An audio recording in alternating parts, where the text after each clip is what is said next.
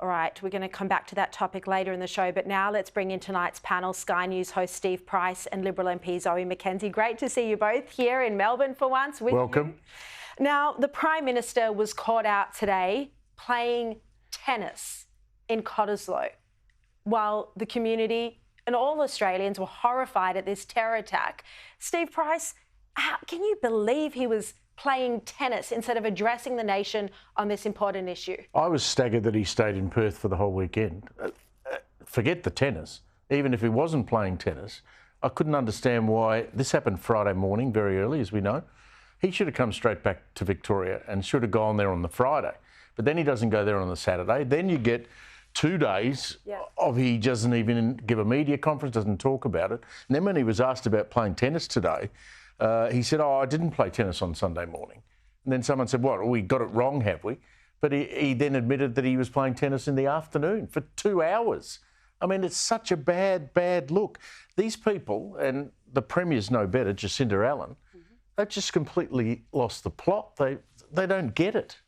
Do you think it's his Hawaii moment, Zoe McKenzie? Oh, look, he's had a few of these moments, I think, where he's just shown a real tone deafness, whether it's cost of living, pressures on families, pressures on small business, red tape, industrial relations, and now this. And may I say, this is one of now 3 really significant firebombing instances, but hundreds of other instances, people being attacked on the streets, hit on the streets, abused on the streets, eggs being thrown at them, being spat on in the city.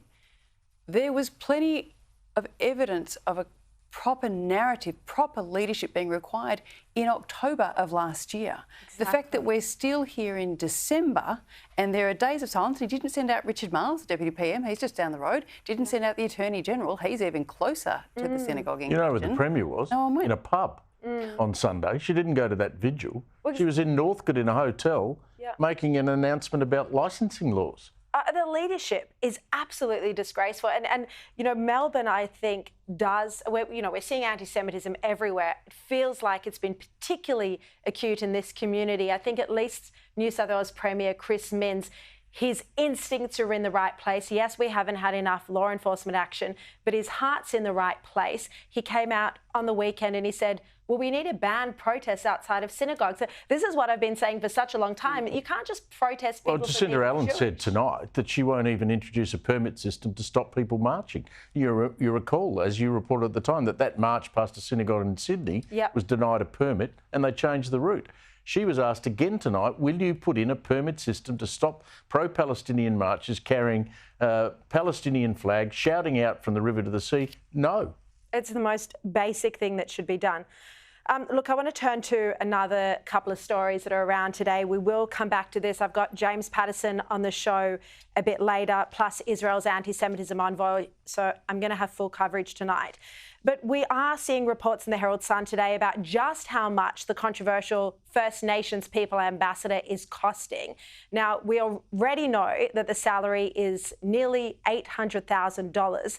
But, Steve, now we've got this report that DFAT is also awarding a consultancy firm more than $250,000 to help develop a policy strategy. And this follows that ambassador's travel, which was, I think, $145,000 worth of business class airfares around the world, talking about a separate Indigenous foreign policy that apparently we're going to introduce. I mean, since when do we have an Indigenous foreign policy?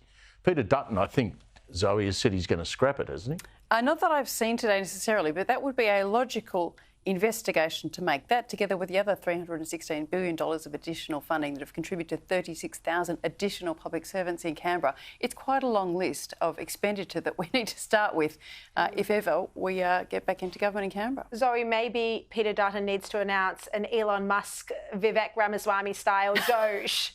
Well, I think he's already government efficiency. To be fair, everything that he came out and said on the weekend that this government needed to do, they've actually gone and done just 4 days too late. So, again, it's Peter's leadership on the weekend saying we need to have an anti-Semitism task force. We need to look at whether we should take away visas for people who have committed anti-Semitic acts.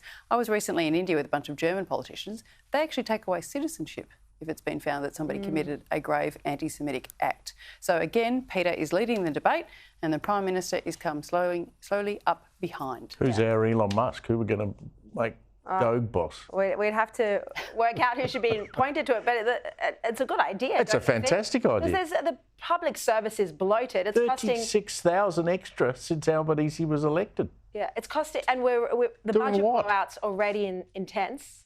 I know. It makes sense. Absolutely ridiculous. Yeah, well, we should maybe get Peter Dutton on the show and speak to him about that idea. It is possible that he's going to be the Prime Minister because we've seen today 2 disastrous polls for Albanese. News poll in the Australian and Resolve in the Herald, which had Labor's primary at just 27%.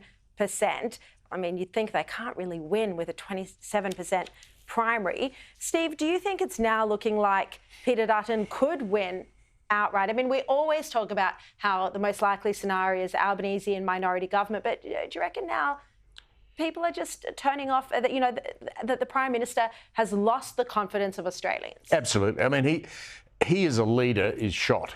I mean, that poll today showed that the preferred Prime Minister attitudes towards Anthony Albanese are the worst in news poll history. So he's gone. I mean, Labor has to stick with him. They can't change leaders between now and the election. Can Peter Dutton beat him? I think so. It's a lot of seats that Zoe and the coalition have got to win. But Peter Dutton is giving the right messages. I mean, he's telling the people things they want to hear. And it'll be interesting to see the nuclear policy when it's released this week and what sort of blowback that gets from the public. But remember, this poll, which was the worst ever in news poll history for Albo, was before what happened on Friday at the synagogue and before we found out he was playing tennis. Imagine what it's like now.